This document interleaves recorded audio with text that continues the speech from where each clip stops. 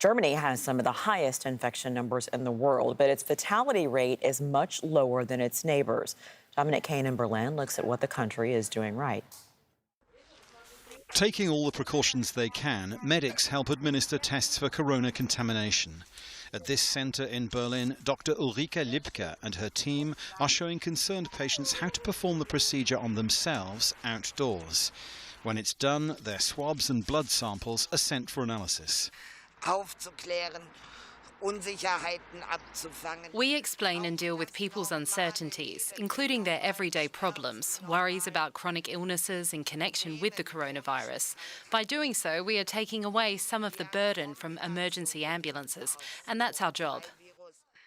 The size of the task Germany faces is clear, with tens of thousands of confirmed cases and the worry there may be many more as yet undiagnosed. Ärzte und Pflegekräfte und alle Doctors and nurses working in the medical profession are preparing for the biggest challenge in 75 years.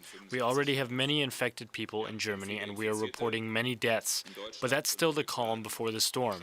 No one can say exactly what is coming in the next week. So far, only a few hundred people have died as a direct result of coronavirus in Germany, in stark contrast to several of its European neighbours, which has led some people to ask how there can be such a discrepancy. The reason for Germany's relatively low death rate compared to the number of infected people can be explained with the high number of tests in Germany. Estimations coming in over the last couple days are that we conduct about 500,000 tests every week across the country. Another factor which helps explain the low death rate is how prepared the healthcare system is generally. Germany has many hundreds of thousands of hospital beds, of which around 25,000 are intensive care unit beds. The military is also making its facilities available to increase capacity.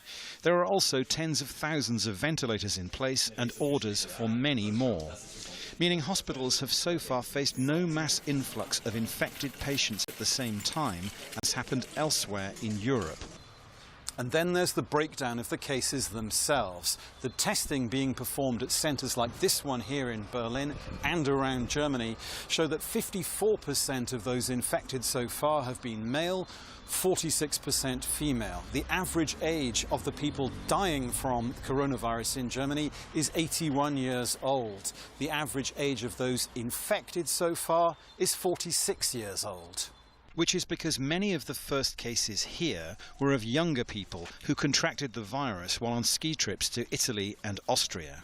Leading scientists say as more patients do succumb to the condition, it's very likely many more younger people will be amongst those who die. Dominic Kane, Al Jazeera, Berlin.